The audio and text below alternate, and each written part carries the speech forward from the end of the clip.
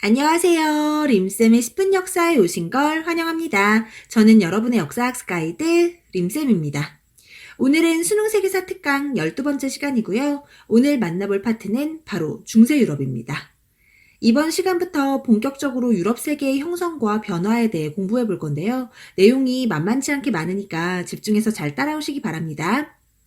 일단 여러분 중세 유럽 공부하기 전에 이걸 좀 이해하고 가셔야 되는데요. 중세 유럽의 뿌리가 어디죠? 네, 바로 로마 제국입니다. 이 로마가 테오도시우스 황제 이후 서로마와 동로마로 분열이 됐잖아요. 이 중 서로마가 서유럽, 동로마가 동유럽의 뿌리가 되는 건데요. 이러한 유럽 사회의 근간이 되는 종교는 바로 크리스트교입니다. 기억나시나요? 이 크리스트교가 4세기 말 테오도시우스 황제 때 로마의 국교가 됐잖아요. 그 뒤로 로마는 동서로 분열됐고 심지어 서로마는 금방 멸망했지만 크리스트교와 교회는 막강한 권위를 가지고 유럽 사회를 지배하게 됩니다. 그렇다면 이렇게 크리스트교를 중심으로 발전한 중세 유럽은 어떤 모습을 띠고 있을지 서유럽부터 만나볼게요. 이 서유럽 사회는 게르만족의 이동으로 성립됐다고 봐도 과언이 아닌데요. 유럽 북부의 유목민족이었던 게르만족은 훈족의 압박을 피해 서로마 지역으로 남하하기 시작했습니다. 여기서 이 훈족이요, 왜 중국사 할 때 등장했던 흉노족 있죠? 그 흉노족의 일파라는 시각이 있어요. 암튼 훈족의 침입을 피해 서로마로 남하한 게르만족은 곳곳에 크고 작은 왕국을 건설했고요. 이에 흔들리던 서로마 제국은 476년 결국 게르만족 출신의 용병대장인 오도 아케르에 의해 멸망했습니다. 이렇게 서로마 지역에 세워진 여러 왕국 중 가장 오랜 기간 번영을 누렸던 나라는 바로 프랑크 왕국인데요. 프랑크 왕국은 이동거리가 짧고 크리스트교를 일찍 받아들여 크게 성장할 수 있었습니다. 이러한 프랑크 왕국에서 기억해야 할 인물이 4명 있는데요. 먼저 클로비스입니다. 클로비스는 프랑크 왕국의 초대왕으로 5세기 말 메로베우스 왕조를 개창했고요.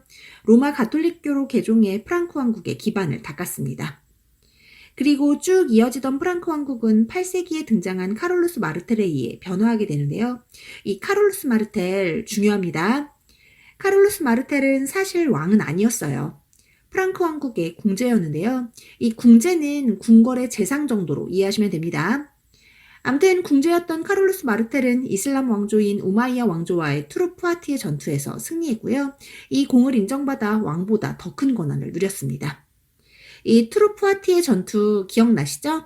우마이야 왕조할 때 나왔었는데요. 이 투르푸아티의 전투에서 승리해 유럽의 크리스트교 세계를 보호한 인물이 바로 프랑크 왕국의 카롤루스 마르텔이었습니다. 잘 기억해 두세요. 그리고 이 카롤루스 마르텔의 아들인 피핀이 결국 교황의 지지를 받아 프랑크 왕국의 왕으로 즉위했고요. 이때부터 프랑크 왕국의 카롤루스 왕조가 시작됐습니다. 이렇게 교황의 지지로 왕이 된 피핀은 이후 롬바르드족을 공격해서 얻은 이탈리아 중부 지역을 교황에게 기증했는데요. 이게 바로 교황령의 시초입니다. 그리고 프랑크 왕국에서 기억해야 할 마지막 인물, 바로 카롤루스 대제인데요. 중요합니다.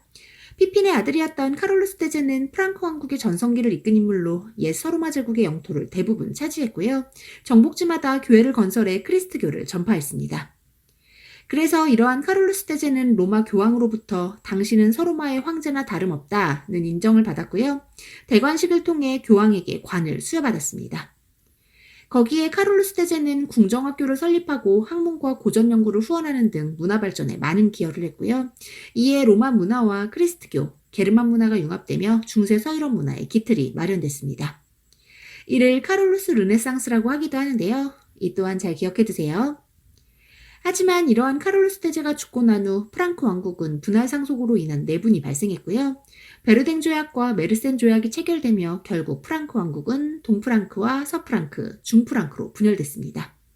이 동프, 서프, 중프가요, 지금의 독일과 프랑스, 이탈리아입니다. 이렇게 9세기 프랑크 왕국의 분열로 서유럽 사회가 혼란을 겪고 있을 때 이번엔 북쪽에서 노르만족이 침입했는데요. 우리가 흔히 바이킹으로 알고 있는 노르만족은 원래 스칸디나비아 지방에 거주하던 피지컬 좋은 파이팅 넘치는 민족이었습니다. 이 힘센 형들이 보다 따뜻하고 살기 좋은 남쪽으로 이동해 여러 왕국들을 세우기 시작했고요. 이렇게 노르만족이 세운 왕국에는 노브고로드 공국과 노르망디 공국, 노르만 왕조, 시칠리아 왕국 등이 있습니다. 지금의 러시아, 프랑스, 영국, 이탈리아 등에 속한 지역이고요. 이 밖에도 노르만족들은 본인들의 원 거주지에는 스웨덴과 덴마크, 노르웨이 등을 건국했으니 이들도 상당히 영향력이 있는 민족임에 틀림없죠. 이렇게 프랑크 왕국의 분열 이후 노르만족 등 이민족이 침입하며 서유럽 사회는 극심한 혼란을 맞게 됐고요. 이로 인해 새로운 정치 형태인 봉건제가 등장했습니다. 중요합니다. 이러한 봉건제는 이민족의 침입을 막는 과정에서 기사 세력이 성장하며 성립됐고요. 주군과 봉신과의 주종 관계로 이루어져 있습니다. 이 주종제에서 주군이 자신의 영토 일부를 봉신에게 수여하면 봉신은 그 대가로 주군에게 충성과 군사적 봉사를 맹세했고요.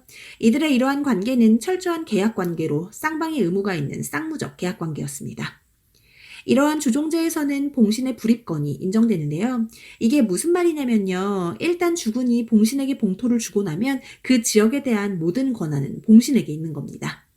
그래서 주군의 간섭 없이 재판권이나 징세권을 행사할 수 있었어요. 쉽게 말해 본인의 영역에서는 본인이 지배자였던 거죠.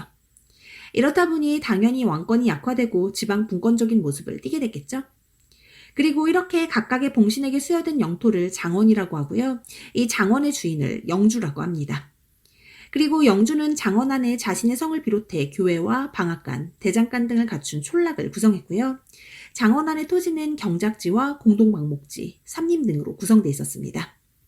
이 중 경작지는 영주 직영지와 농민 보유지가 있었고요. 삼포제로 경작이 이루어졌습니다. 그리고 이러한 장원에는 영주의 지배를 받는 예속농민들이 거주했는데요. 이들을 농노라고 합니다. 중요합니다.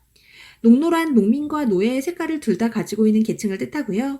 이들은 영주의 직영지를 경작해야 했으며 지대 및 각종 세금을 부담해야 했습니다. 또 재산 소유나 결혼은 가능했지만 거주 이전의 자유는 없었고요. 군사적 의무 역시 가지고 있지 않았습니다. 요거 포인트로 잘 기억해 두세요. 왜 중국사 할 때 보면 국가가 농민들에게 군사적 의무를 부여하잖아요. 하지만 중세 서유럽의 농노들은 다릅니다. 사실 중세 서유럽에서는 전쟁도 기사들의 특권이었기 때문에 농노들은 군사적 의무와는 전혀 관련이 없습니다. 암튼 이렇게 중세 서유럽 사회는 봉건사회로 발전해 나갔고요. 대표적인 봉건 국가로는 카페 왕조와 노르만 왕조가 있습니다. 자, 이렇게 서로마 제국의 멸망 이후 형성된 서유럽 사회에 대해 살펴봤는데요. 제가 강의 초반에 이러한 유럽 사회의 근간이 되는 게 바로 크리스트교라고 했던 거 기억나시죠? 이 크리스트교가 사실 5대 교구가 있어요. 근데 그중 3개가 이슬람한테 잡아먹혔고요. 남은 게 바로 서로마 지역에 있던 로마 교회와 동로마 지역에 있던 콘스탄티노폴리스 교회였습니다. 이러한 교회는 각각 서쪽과 동쪽에 있었지만 나라가 쪼개진 거지 종교가 쪼개진 건 아니었거든요. 그런데 8세기경 동로마 제국의 황제인 레오 3세가 성상 파괴령을 반포하면서 동서교회의 대립이 심화되기 시작했습니다. 사실 로마 교회는 예수님 상이라던가 성모 마리아 상 등의 성상을 전도의 도구로 사용했었는데요. 이를 레오 3세가 우상 숭배로 규정이 금지시키자 로마 교회가 크게 반발한 겁니다. 결국 이를 시작으로 동서교회의 대립은 격화됐고요. 마침내 1054년 동서교회가 그리스정 교회와 로마 가톨릭 교회로 분열됐습니다. 이 중 그리스정 교회가 비잔티움 제국의 국교가 됐고요. 로마 가톨릭 교회는 서유럽 사회에서 여전히 입지를 굳건히 했습니다. 사실 이렇게 동서교회가 분열되기 전에도 로마의 교황이 서유럽 사회에서 가지는 권한은 상당히 높았는데요. 특히 10세기 중반 동프랑크의 오토 1세를 황제로 임명했고요. 이때 오토 1세가 황제로 임명되면서 동프랑크는 신성로마 제국으로 발전했습니다. 이 신성로마 제국이 사실 지금의 독일인데요. 앞으로도 계속 나오니까 잘 기억해 두세요. 암튼 중세 서유럽 사회에서 로마 교황의 권위는 점차 높아졌고요. 교회 역시 봉토와 기증받은 토지를 기반으로 점차 세력을 확대해 나갔습니다. 또 교황을 중심으로 대주교와 주교, 사제에 이르는 계급과 서열이 만들어졌는데요. 이를 개서제라고 합니다. 하지만 교회가 점차 성장할수록 한편에서는 세속화되는 모습도 보였는데요. 이는 서유럽의 철저한 봉건사회에서 성직자 역시 봉신으로 주군을 섬겼기 때문입니다. 거기에 국왕 등의 세속 권력이 성직자의 서임권을 차지했고 교회의 타락은 더욱 가속화됐습니다. 이 성직자 서임권이라는 게 성직자를 임명하는 권한을 말해요. 생각해보면 주교나 사제 등의 성직자를 교황이 아닌 왕이 임명했다는 게 좀 이상하죠? 이 밖에도 성직자가 혼인을 하거나 성직을 매매하는 등 교회의 부패가 심해지자 한편에서는 콜리니 수도원을 중심으로 개혁운동이 일어나기도 했습니다. 이렇게 교회가 점차 교권을 회복해 나가고 있을 때 교황과 황제의 권한이 충돌하는 아주 중요한 사건 하나가 일어나는데요. 바로 카노사의 굴욕입니다. 중요합니다. 이 카노사의 굴욕은 성직자 서임권을 둘러싼 교황과 황제의 대립이었는데요. 당시 교황이었던 그레고리우스 7세가 성직자 서임권을 교회에게 달라고 요구하자 신성 로마 제국의 황제인 하이미 4세가 이를 거부하고 교황을 폐위시키려고 했습니다. 그러자 교황은 이에 맞서 황제를 파문했는데요. 이때 놀랍게도 봉건 제후들과 주교들은 모두 교황 편에 서게 됩니다. 그러자 결국 하이미 4세는 교황을 찾아가 카노사 성 앞에서 3일 밤낮을 빌고 용서를 받았는데요. 이것이 바로 카노사의 굴욕입니다. 이건 카노사의 굴욕을 상징하는 그림인데요. 황제가 교황 앞에서 빌고 있는 모습이 인상적이죠? 암튼 이러한 카노사의 굴욕을 기점으로 교황권은 점차 성장했고요. 결국 12세기 초 보름스 협약을 통해 교황이 성직자 서임권을 차지했습니다. 그리고 13세기 교황권은 절정에 다다랐는데요. 이때 교황인 인노켄티우스 3세는 교황은 해, 황제는 달이라는 비유를 하기도 했습니다. 당시 교황의 권위가 얼마나 높았는지 짐작이 가시죠? 그렇다면 이렇게 교황의 힘이 강했던 중세 서유럽, 그 문화는 어떤 모습이었을까요? 당연히 크리스트교 중심의 문화가 발전했습니다. 그래서 고대에서부터 발전해오던 철학은 신학의 보조학문이 됐고요. 아우구스티누스의 교부 철학이 스콜라 철학으로 이어졌습니다. 이 스콜라 철학에서는 신앙과 이성의 조화를 강조한 토마스 아퀴나스의 신학대전이 유명합니다. 교육 역시 교회와 수도원 중심으로 이루어졌는데요. 12세기부터는 이를 벗어나기 위해 유럽 각지에 자치적인 대학이 설립됐습니다. 이러한 대학에는 파리 대학과 볼로냐 대학이 대표적입니다. 또 건축 역시 교회와 수도원을 지으며 발달했는데요. 특히 11세기에는 두꺼운 벽과 돔, 원형의 아치가 특징인 로마네스크 양식이 유행했습니다. 이를 보여주는 대표적인 건축물로는 피사 대성당이 있겠네요. 그리고 12세기 이후에는 높은 첨탑과 스테인드 글라스가 특징인 고딕 양식이 유행했는데요. 이 높은 첨탑은 하나님을 향한 경건한 마음의 표현이었다고 합니다. 샤르트르 성당과 켈른 성당이 대표적인데요. 어때요? 우리가 흔히 성당하면 떠올리게 되는 바로 그 이미지죠? 또 이 시기에는 기사도 문학이 유행했고요. 이러한 기사도 문학에는 아서왕 이야기나 니벨룽겐의 노래, 롤랑의 노래 등이 있습니다. 자, 이렇게 문학까지 중세 서유럽에 대해 살펴봤는데요. 지금부터는 동로마 지역의 발전에 대해 알아볼까요? 동로마는 서로마의 멸망 이후에도 비잔티움 제국이란 이름으로 무려 1000년간 지속됐습니다. 이거 헷갈리시면 안 됩니다. 비잔티움 제국이 즉 동로마 제국입니다. 이 비잔티움 제국은 서유럽과는 다르게 황제 중심의 중앙집권 체제가 확립됐고요. 황제 교황주의를 내세워 황제가 교회를 지배했습니다.